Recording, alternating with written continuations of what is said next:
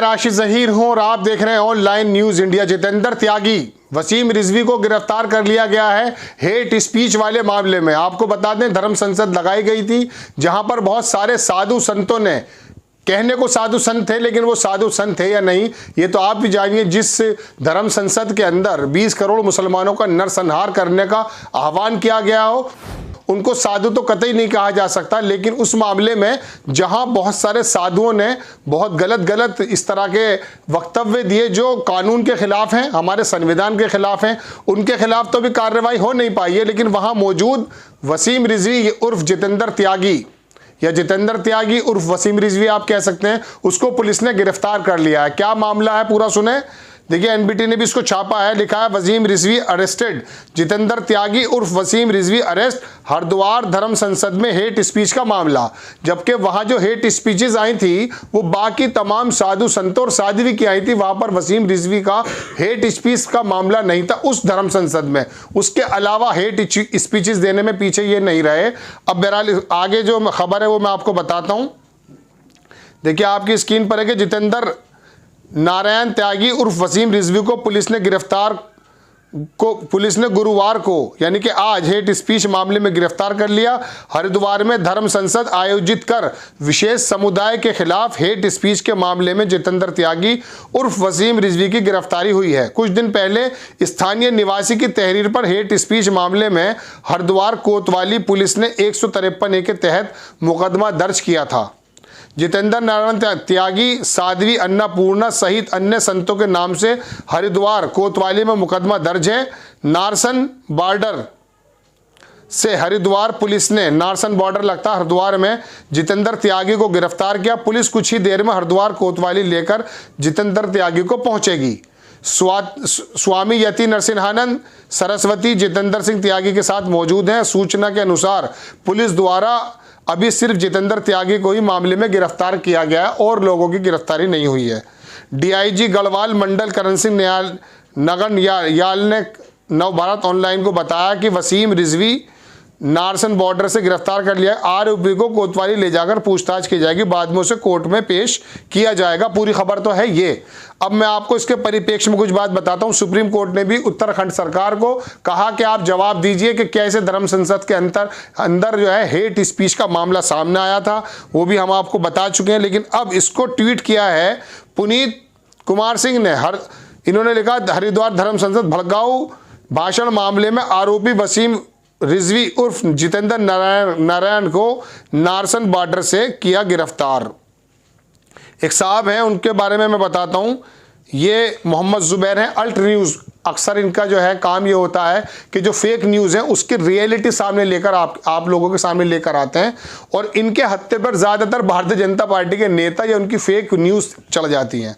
इन्होंने लिखा, out of several speaker, काफ़ी सारे स्पीकर जो थे हरिद्वार जेनोसाइड मीट में जिसमें जेनोसाइड करने का आह्वान किया था, दे अरेस्टेड वन गाय। उन्होंने सिर्फ एक ही आदमी को किया और वो भी कौन, that is ex Muslim Jitendra Tyagi, पूर्व मुस्लिम Jitendra Tyagi, who didn't even give direct call. उसने उस समय कोई ऐसी डायरेक्ट आह्वान नहीं किया था फॉर वायलेंस अगेंस्ट मुस्लिम। उस धर्म संसद में तो उसने ऐसा कुछ नहीं कहा था। लेकिन अकेला उन लोगों में सिर्फ वसीम रिजवी आपको मिला।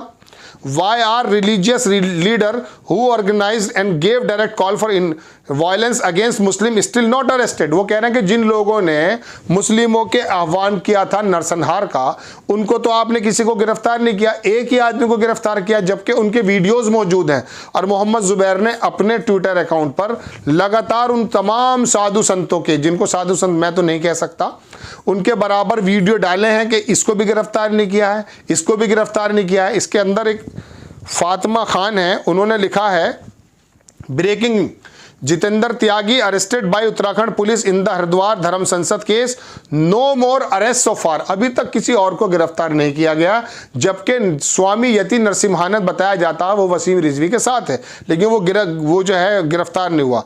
स्वतंत्र Kumar SP city Haridwar confirm to the Quint ने इस बात को छापा है।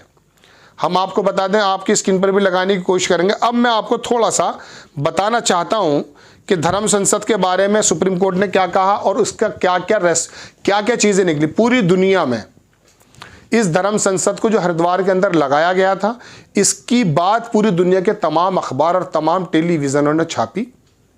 लेकिन हमारी भारतीय सरकार, उत्तराखंड की पुष्कर धामी की सरकार या गृह मंत्रालय अमित शाह के नेतृत्व में या हमारे मोदी जी, भारतीय जनता पार्टी का एक शख्स, एक नेता, एक कार्यकर्ता के मुंह से 2 शब्द नहीं फूटे कि मुसलमानों का जो जेनोसाइड करने की आप बात कर रहे हैं आज़ाद भारत में, जहां पर संविधान लागू है, क्या ये मुमकिन है? लेकिन ये मुमकिन है।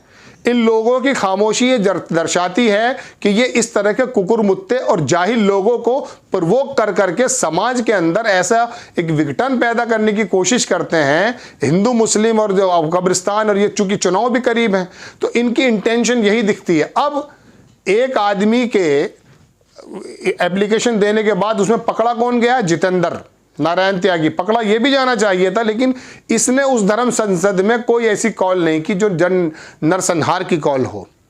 बाकी तमाम साधु संतों ने की, उन पर कोई अभी तक ना नोटिस है, ना पुलिस वालों ने उनको जाकर छेड़ा है, ना पूछताछ के लिए बुलाया, ना हिरासत में लिया है। अलबत्ता कानून का एक पहलू यह है कि नया नया बकरा मिला है, इसको ही पकड़ करके थोड़ा सा शांत कर दो और लोगों को बता दो कि हम अपने कार्यक्रम के अंदर तल्लीन है या लीन है।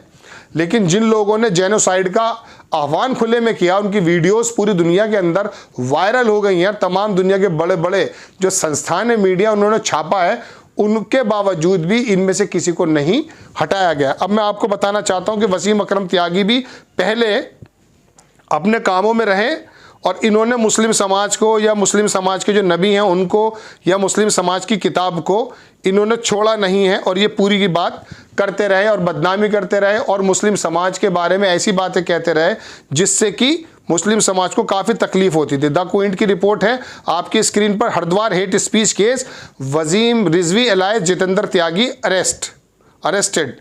ये सबसे पहले क्विंट ने छापा है हालांकि इसको, और क्विंट का ही ये हवाला देकर के लोग बता रहे हैं कि हाँ इस तरह का ये काम हो रहा है।